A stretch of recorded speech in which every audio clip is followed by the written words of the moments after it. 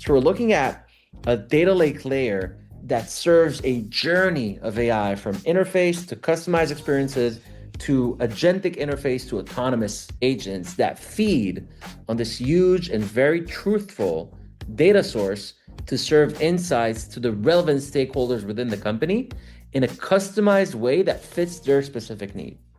Yo, it's the future, don't hit the snooze. AI is here giving humans the boost. Team Humans rolling, brains in the game with Dan Turchin. Y'all remember the name. People reign in the mix, no stopping the flow. Better work, better life, yeah, we're ready to go. Robots and humans, a collab, you know. Okay, let's start the show. Good morning, good afternoon, or good evening, depending on where you're listening. Welcome back to AI and the Future of Work. I'm your host, Dan Turchin, CEO of PeopleRain, the AI platform that automates IT and HR employee service. If you haven't yet, go ahead and punch that subscribe button and you'll get our weekly newsletter. We share some fun facts and some clips that don't always make it into the main episode. And of course, if you like this or any other episode of AI and the Future of Work, you owe it to humanity to share it with at least one friend. They'll know you care about making work life better with AI. If you leave a comment, I may share it in an upcoming episode, like this one from Liam in Denver, wonderful city, whose favorite episode is number 169 with Guru Banavar, founding CTO of Viome and former VP of IBM Watson, about the future of personalized healthcare using AI and your gut microbiome. Fascinating conversation. We learn from AI thought leaders weekly, and of course, the added bonus, you get one AI fun fact. Here it is for today. Sasha Rogelberg writes in Fortune Online that thousands of CEOs just admitted AI had no impact on employment or productivity, and it has economists resurrecting a paradox from 40 years ago. In 1987, economist and Nobel laureate Robert Solow observed that computers were actually at times producing too much information, generating agonizingly detailed reports and printing them on reams of paper, which led to decreased productivity. New data on how C-suite executives are or aren't using AI shows history is repeating itself. Despite 374 companies in the S&P 500 recently mentioning AI in earnings calls, those positive references aren't being reflected in broader productivity gains. A study published by the National Bureau of Economic Research found that among 6,000 CEOs, chief financial officers, and other execs, 2/3 reported using AI, but nearly 90% said AI has had no impact on employment or productivity. Of course, we'll share a link to the full article in the show notes, my commentary on this one. We shouldn't measure the impact of AI on society one quarter at a time. Previous technology shifts like spreadsheets, personal computers, and the internet enabled the automation of transactional tasks. AI enables the automation of life. Expect the real impact of AI to be felt when it doesn't just make it easier to do what we already do, but when it enables us to do things we never dreamed about doing before. Expect real societal impact when, for example, the hospital comes to your aging parents where they are so they can age in place for, say, an extra decade, or when AI tutors bring world-class education to every child in, say, sub-Saharan Africa, or when international diplomacy is conducted in ways that prevent loss of human life because AI eliminates language, geography, and cultural barriers. That's a future where we'll grow beyond judging AI based on antiquated measures of employee output per hour. Let's each take responsibility for accelerating what humans plus AI can become. Of course, that's a topic we will continue to unpack. Now, shifting to today's amazing conversation. Ariel Assaraf is the CEO and co-founder of Coralogix, a leading observability platform that most recently raised $115 million at a unicorn valuation. Ariel started the company in 2014. Coralogix has more than 4,000 customers, monitors more than 500,000 applications, and processes over 3 million events per second. Before co-founding Coralogix, he served in Israel's elite intelligence unit, 8200. He later joined Varent Systems, leading automation, integration, and QA. He holds a bachelor's in econ and math and a master's in neuroscience and machine learning from the Open University of Israel. And without further ado, Ariel, it's my pleasure to welcome you to AI and the Future of Work. let's kick things off by having you share a bit more about your background and how you get into the space. Awesome. Thank you very much for having me, Dan. First of all, you gave sort of the background. I think the experience during the both Army service and the time in Varent Homeland Security Company, the sheer amount of data that we had to deal with, it was clear that there must be another type of architecture. Everyone were talking back then about big data when we started, and this is where we call it the oil phase of data. So you look at 2014, 2015. Everyone were talking about data as the new oil. Everyone was trying to collect as much data as they can, store it as long as they can. And then with time, as companies were maturing their collection layer, we got towards 2019, 2020, that we call the landfill phase. So during that time, it's funny because it really connects to the earlier comment you made about computers in the beginning. Everyone were saying we generate too much data now. What are we doing with it? And then a lot of companies started just to filter out data. A lot of pipeline companies, data filtering. How do I only keep what matters? How do I manage retention a little bit better? And now with time, as the tool sets and obviously AI accelerated the value that we can extract from data, we're in a new phase that we call the brain phase ever since 2024, 25, and obviously coming into 26, where companies are finally seeing the value of having all that data collected, all the data that I mentioned, that long retention. AI models need context. They need history. They need details and language. So finally, we're seeing a huge potential around telemetry data to power up the business and not just solve software issues. So how do we look at what we call the upside of software, the upside of telemetry? So instead of just looking at telemetry data as a way to prevent software downtime, customer issues, frustration, how do we look at it as a way to drive business decision making? It's the most truthful, real time, and voluminous source of information you have. How do you harness that to actually power up upside? So you and I have both been in this space, observability, since before it was called the observability space. And we've both witnessed just a Cambrian explosion of companies that want to do things similar to Coralogix. Yep. Some would say you're insane for all of the now big companies. We were both around when Datadog wasn't a big company, but Dynatrace and ... Right? There are literally dozens. Splunk and the others, of course. Yeah, of course. Talk us through the unique differentiation. Why does the world need Coralogix? So I think what's unique about Coralogix and what's nice about the journey to get there is that Coralogix, over time, reached some very important conclusions on how to build a company. We probably could have done a better job not running into them and just going the fast path to begin with, but it took us a while. When we started, we said, well, there's Splunk and there's AppD, but they're a little bit old school and the experience isn't really easy and you got to learn their syntax and they're not very slick and they're not really fit for cloud. So we're going to build a cool version of Splunk that's cloud-based, that's easy to use. And a lot of companies went there, namely Loggly, Papertrail. At the time, those were like very big names that had very high hopes. But what we learned pretty quick is, first of all, Splunk is pretty good and had a lot of features and depth. So when you got to production with customers, they were running into issues. But the second thing is, those weren't really the problems customers were looking to solve. And if there were so many solutions that can do that you're not necessarily going to be the one getting picked.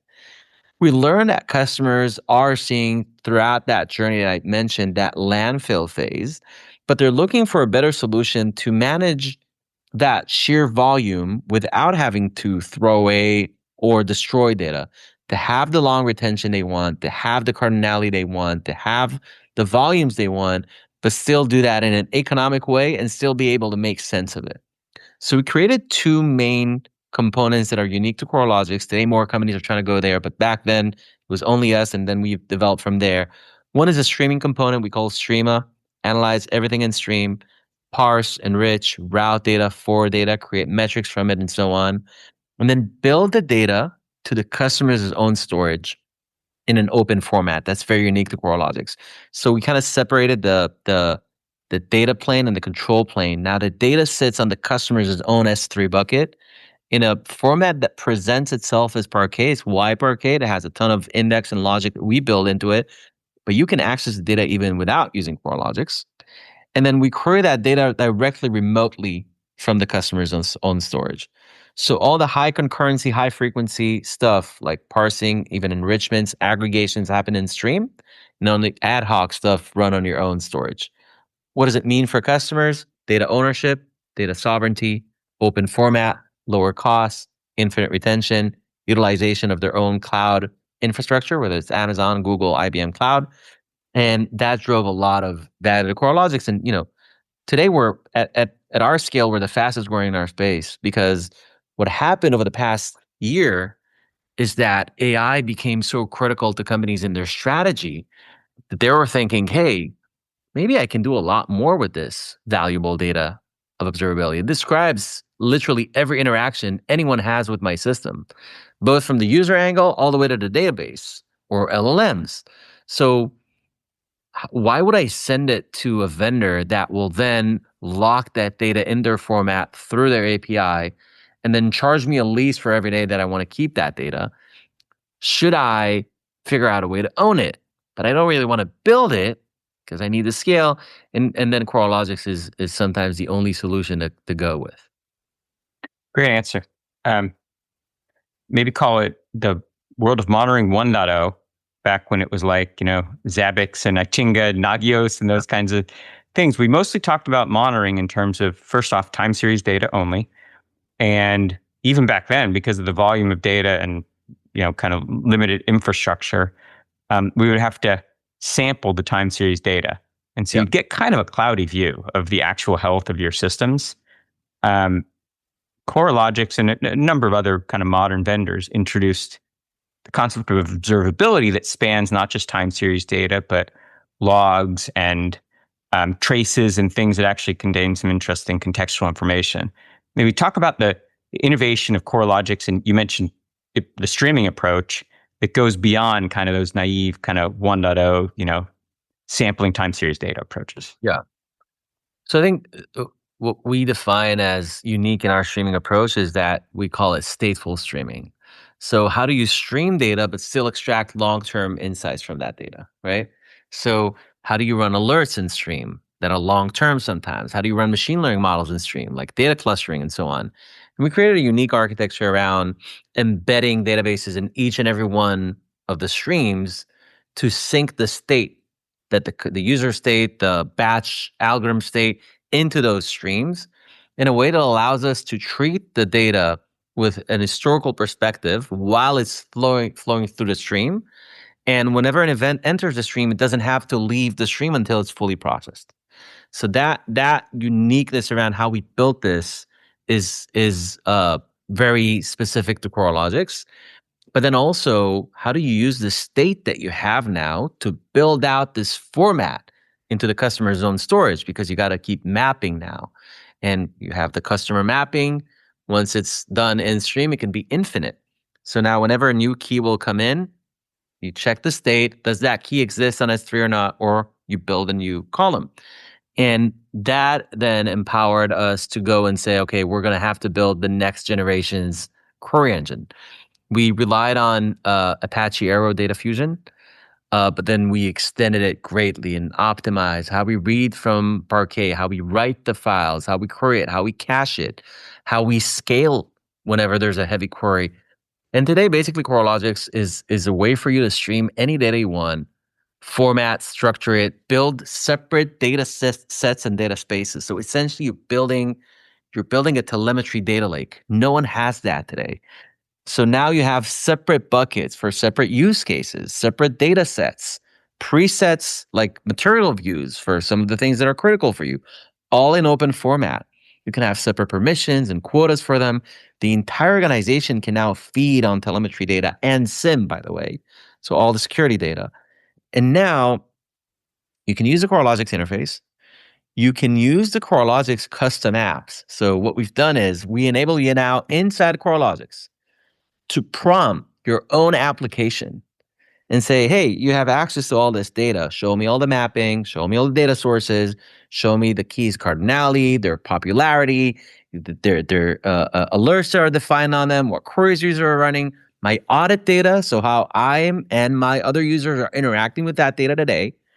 And based on that, I want to prompt an application that shows me, I don't know, the funnel of people depositing money in my bank accounts, how long does it take them, errors that they had, and a geographical map of what, where are the hotspots of latency. And it'll just build a full app, not a dashboard, but an application for me. That application can have whatever workflow I want that says, I don't know, whenever I see a problem, I can click it and it'll generate an email for me to send to the relevant team. So I need to plug this application to my HR system to pull the relevant people per feature. Then I want to create mapping and responsibility. And we've done internally incredible things with this. And now the ability to serve to customers a customized and personalized experience is something that we see as a critical advancement of AI. Because I think if you try to distill, what is AI giving us at the end of the day? What does an LLM give me that Google didn't, for instance? When I think about the questions and how I interact with data, it's a personalized answer. I don't ask or write a search term in Google. I ask a question and I don't get whatever exists and try to figure what's the one that's closest to me, or the algorithm saying this is closest to what Ariel was saying. I'm actually asking something specific and I'm getting an Ariel specific answer. So there's, in some worlds, that's going to lead how we're interacting with data. Specifically in observability, that's going to be a key point, but dashboards aren't going to go anywhere and visuals aren't going to go anywhere, because there's something about a team that looks at a similar dashboard that creates similar language, one view, and a picture sometimes tells more than you can convey over text. When I look at 20 different graphs in a funnel, it'll take you a much longer time to write that for me. So we want to create that as a customized experience for you. Maybe only like there is a menu of all the custom apps you build for yourself. You can share them with your team or not. But when Dan logs into Coralogix now, Dan goes to his app and looks at only the things that he cares about. He doesn't have to even know Coralogix. So we take basically this data lake that we've built, the query engine on top, and we look at step one in your AI journey as Coralogix interface. Okay, now you have data lake that you can run queries, dashboards, alerts, manage permissions, all the enterprise features, great. Step two, personalized experience. This is how you interact with data the way you want for your needs. Step three is Olly. Olly is our AI agent. It's autonomous. It runs on your all your data and your code and context data that you feed into it. But Olly is somewhere in the middle between a human and machine. So you prompt it and then it runs autonomously and gives you results and you iterate on them. And then it also has its API where you can now go to the fourth level, which is just building complete autonomous agents. So you use the Olly API with our MCP and the other agents you have within your organization, and the agents interact one with another. And that will run complete autonomous investigations on data, be proactive, send you reports on whatever is changing, trigger an investigation for every new version, so on and so forth. So we're looking at a data lake layer that serves a journey of AI from interface to customized experiences to agentic interface to autonomous experience. And that's what we're seeing as our mission of driving our customers from where they are today, of using, logs, metric traces, RUM, SIM to monitor and analyze and fix issues, towards driving their business with autonomous agents that feed on this huge and very truthful data source to serve insights to the relevant stakeholders within the company in a customized way that fits their specific need. For those not keeping up with the acronyms, RUM, real user monitoring, SIM, security, incident, and event management, but both key components. So in case the listeners weren't looking those up in an LLM.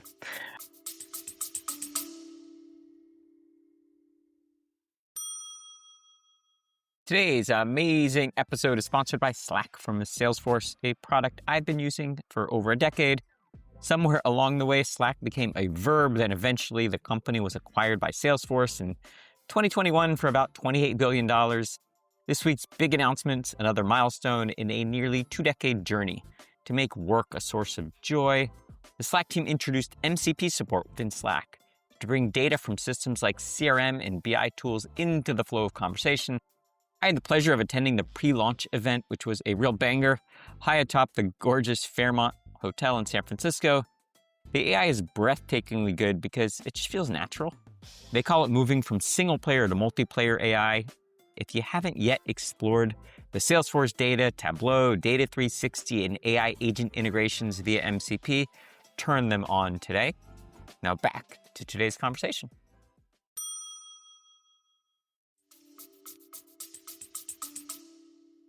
So two interesting aspects of what you just described that I'd love to go into a little more detail on. One is this space, even the early days of observability, grew up around monitoring and observing kind of traditional three-tier web apps. The data was typically stored in relational databases, nice and structured. There were ways, we had SNMP and just various protocols that made it not easy, but there was a certain way that you could do observability. Now, yeah. Don't want to oversimplify it, but so now in an AI first world, the data's changed, the data storage has changed. Sometimes it's ephemeral. So, it's just, I love your analogy of oil to landfill. So maybe first of all, question is, how does the work of observability change when the nature of the data has completely changed? That's actually a brilliant question. One of the things, or few of the things we were dealing with when we were building Data Prime, which is how we write the data to the archive bucket and how we query that data, where do we enable wild text search? How many keys do we enable? Do we enable index on all keys? Or do you need to define a schema, right? Do we enable schema on read? Right? Do we enable join between different schemas and different data types? If we were to pick the easy way, some great products ClickHouse is really doing well, but when you try to use it for observability now, you got to define a schema. You have a limitation of tens of thousands of keys max. It's very hard because you got to define what keys are indexed. You cannot have index on 10,000 keys. Just like database, right? You were talking about relational databases back then. But observability data is not behaving like that. And it's only going to get worse. There could be a small, medium company today in Coralogix with 100,000 valid keys, 200 million custom metrics, 20 terabytes of data a day that they need to keep for 90 days. They got to run wild text search on every single column because a user will come in and say, error, go. And I got to run on 20,000 keys and check if the word error appeared in any of them.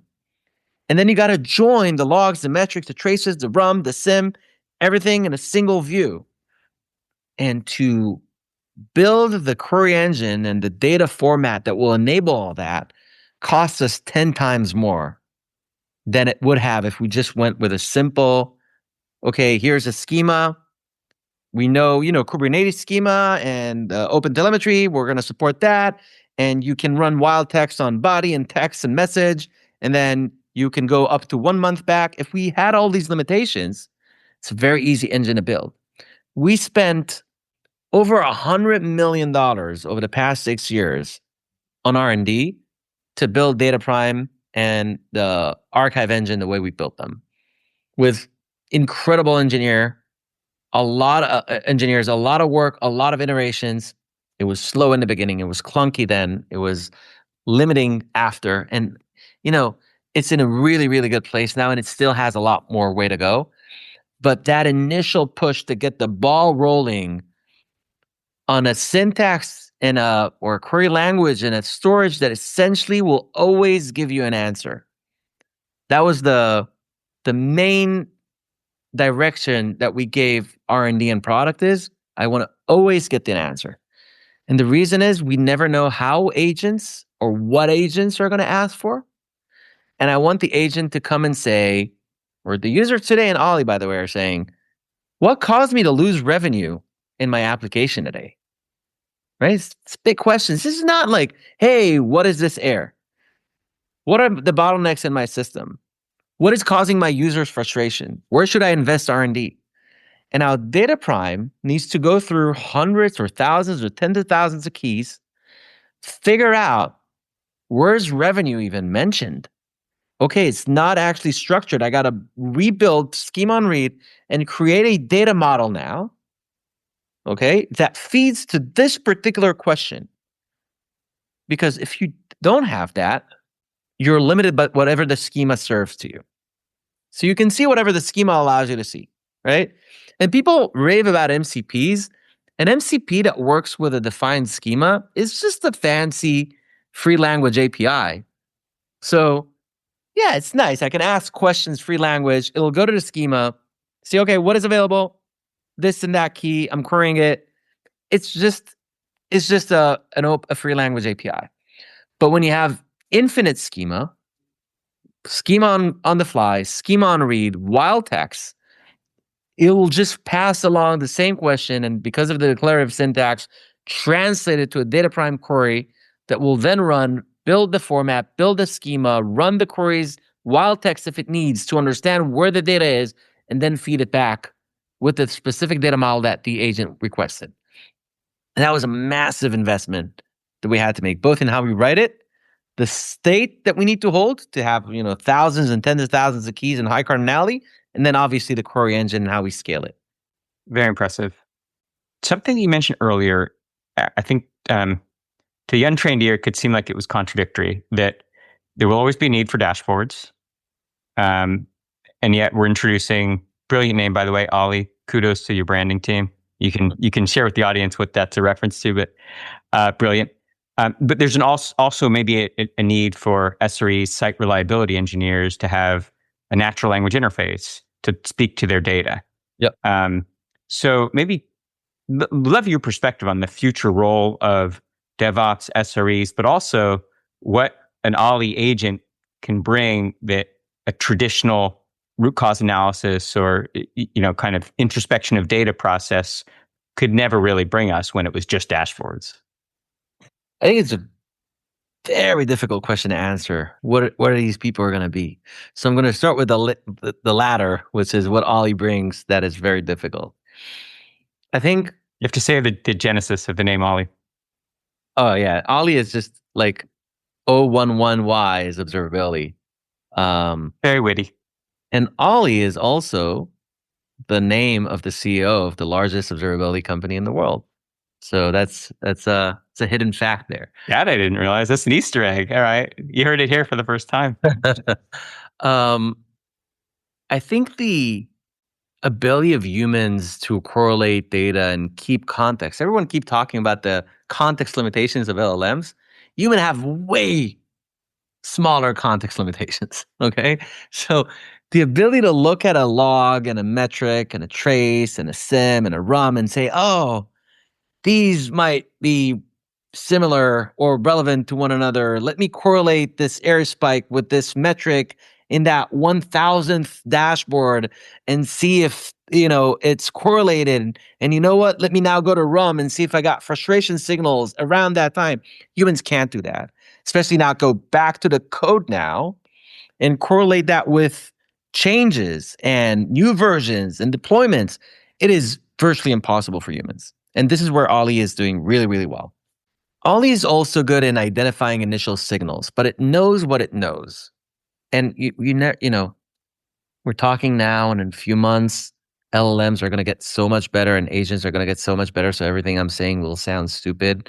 So I'll give that disclaimer. But agents today aren't good in having a hunch. We both come from software.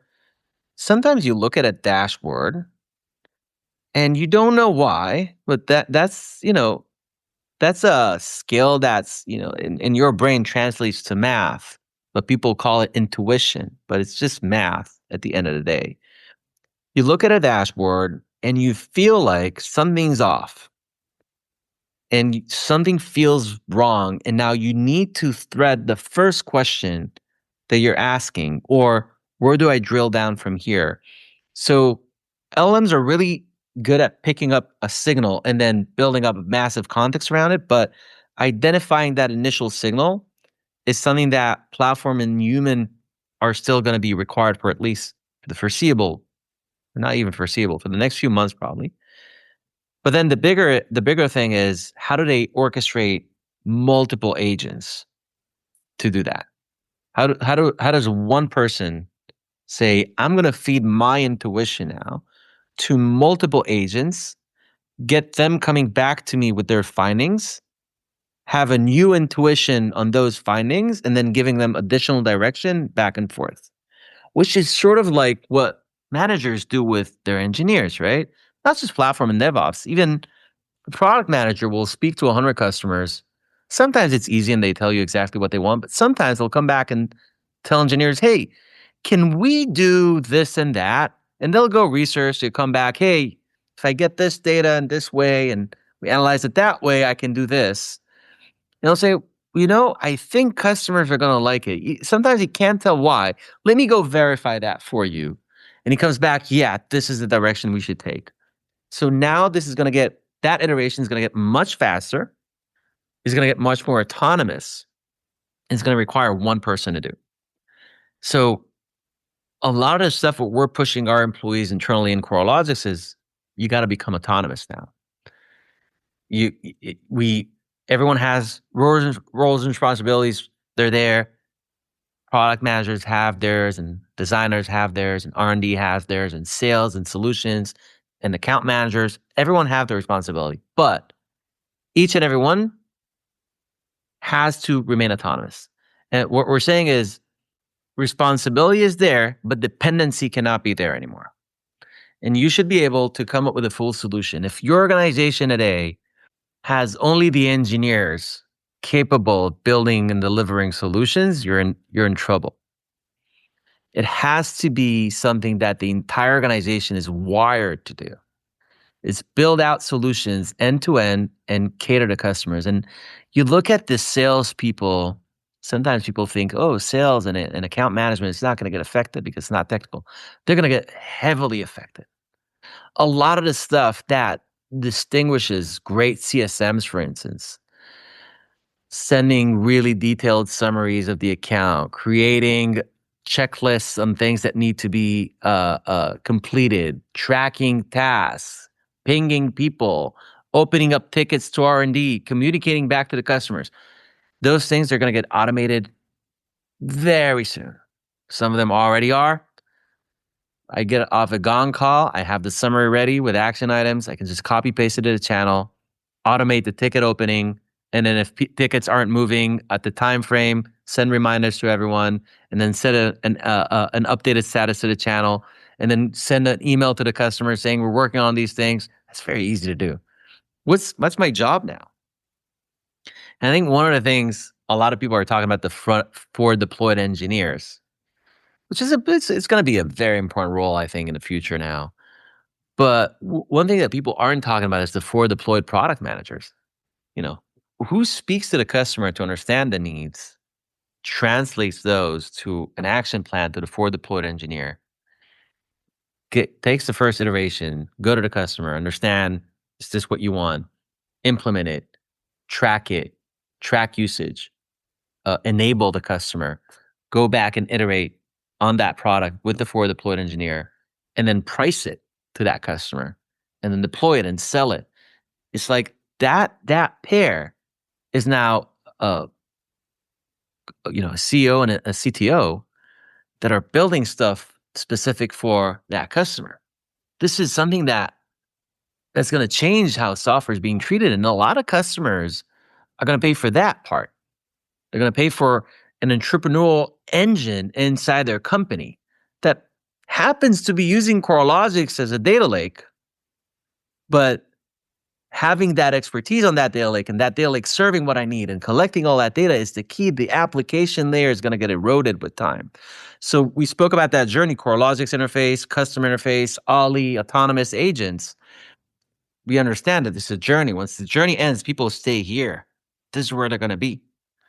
And so we got to have a different approach to whatever role we had until today. We have to reevaluate what sets that role, or what are the KPIs that define success in the role. It's not going to change. It's not going to stay the same for too long. It's going to change dramatically. And I think one of the things we told the people in Coralogix, which I really very much believe in, we said, this is not a Coralogix thing. This is a personal career and evolvement thing. This is not an us thing. Sometimes a CEO will come on a call and say, the company's going through something and we need you guys to step up and work hard. And, this is a critical time for our company. And it's fine. And a lot of people will buy into that and do that. But some people in the company will say, well, it's your problem. I mean, I can work anywhere. I don't have to work too hard or, learn too much. I can work for another company, make the same money, and work less. So why do I have to buy into your vision? But sometimes they do, sometimes they don't. But here, what we're saying is, this is not about Coralogix. This is about your career is changing. Your role is changing, and you have to evolve with it. And like you said, a lot of companies talk about it, but it hasn't really happened. It is starting to happen. And it's starting to become more apparent to us that some companies are going to survive and some companies aren't going to survive over the next 2-3 years. And the ones that are forward thinking and are willing to break things, they're actually going to benefit a huge amount from this revolution. And, obviously us in Coralogix, we want to be part of that group. So building on that, good answer. A lot of good insights there. It used to be that a DevOps focused product like a Coralogix, you were selling to people in a NOC, a network operations center, or a SOC, a security operations center, and the dashboards would be on a big screen in a room somewhere. But the example you gave, I thought was interesting. You gave an example of someone using Olly might say, why did revenue drop yesterday or the last 3 hours versus the old days of observability? It would be something like, why did the transactions, in my checkout microservice, execute 1/3 faster yesterday? Something that is, very DevOps focused. It feels to me like the user of Coralogix, the universe of who might get value out of a traditionally kind of a DevOps system might grow significantly if you have business users asking questions like, why did my revenue drop? Yeah, that's exactly, that push we're saying. We want to turn telemetry data into the basis of business decision making. It has to step forward. BI is going to change the data that produces BI today. It's a ton of hooks and functions. Those things are going to get built so quick. The data format, the schemas. You're not going to go to Snowflake and say, here's my schema. Here are the keys and tags. It's not going to happen anymore. So they're going to evolve all the BI tools, I'm sure. But the source of information of telemetry, that real-timeness, that track of I always like to give that example. If you look at a BI event in my banking app, it'll say Dan wired $100 to Ariel this hour, and it succeeded. That's it. The observability data on that action is Dan, coming from this computer, went through this server, wired to Ariel. It took it X amount of time, no errors. This is his WAF score. Here's a recording of Dan's session. There's so much more context. It was just too much context for the human brain. And we talked about that context limitation we got, that humans prefer distilling that data into BI that's clear and structured and formatted. But now, when we can extract the actual true information from observability data, we're looking at a much, wider horizon. Ariel, we're about out of time. I got to get you off the hot seat. I know this one sped by. A lot of these really require more than the amount of time we have to unpack. But you're not going anywhere without answering one last important question for me. So roll back the clock, and you're a brilliant kid. You're an 8200 elite, unit of IDF. and now you're leading, a big company raised at a unicorn valuation. What does that kid, what could that kid learn from the CEO of, a fast-growing venture-backed company that you are today? What did you not know then? I think it's an interesting question. I think looking back, it was just, I enlisted the Army about 18 years ago. So it's just like half my life until today. So it's a good point in time to take a look back and get some wider perspective. I think what I've learned throughout time is that the impact that you have is you have to measure it by what linear actions you make that have exponential value. So, and this is, by the way, for every employee and every leader, you have to look at everything that you do every day and say, okay, I'm investing this linear time. I'm going to take 4 hours and do this. Is the value linear or exponential? How exponential this is. So obviously managing people is exponential. Inspiring people is exponential. Building tools is exponential. And it's at the core of software is, why is software valued so much? Like, why is software traded in multiples that are so different than any other industry? It's not magic, and it's not because it's cool. It's not because it's new. It's because it's exponential. Because when I build a building, I go through all the software cycle. People never think about this, right? Because I got planning and architecture and then building and then testing. And it's just like software. But when I finish that building that's suited for 100 people, and I got another 100 people that I need to put in a building, I restart. I got to rebuild the entire building from scratch and test it and everything. When I built a software that's going to cater to 100 people, and now I wanted to do for another 100, I just deploy it again. And 1,000, deploy it again, 1 million, 1 trillion. I just redeployed the same thing. So I created exponential value capsule that I can multiply as much as I want. And I think that is, when you take architecture and principles of software and you apply it to how you run the organization and how you manage yourself, if you manage to, a ton of things to learn, but if you just manage to focus your time and effort into exponential value things, then you get the most done. You know what I love about that answer is that, that just that framing of linear versus exponential value is something that no bot can ever take over. Just that kind of intuition and the insight you had to say, when I spend time coaching teams, that's exponential value. That's exactly part of what makes us human, right? Is that's that intuition that agents won't have. Yeah. Ariel, this has been brilliant. And an open invite. Come back again, hang out with us. Let us know how things are going. But awesome. Thanks for doing this, all right? Thank you very much for having me. I really enjoyed it. Where can the audience learn more about you and the great work that you're doing? Thank you. URL coralogix.com? Yes. I assume you're on socials? LinkedIn, Facebook. Yeah, of course. So, brilliant. Okay, great work. Well, gosh, that's all the time we have for this week on AI and the future of work. As always, I'm your host, Dan Turchin. And of course, we're back next week with another fascinating guest. Yo, it's the end of the show, time to power it down. AI's the sis, but humans wear the crown. Team Human in the house, got the vibe so clever. Dan Turchin from People Rain, making us better. We learned about AI for humans. We're ready to conquer the future, that's all for now. See you next time.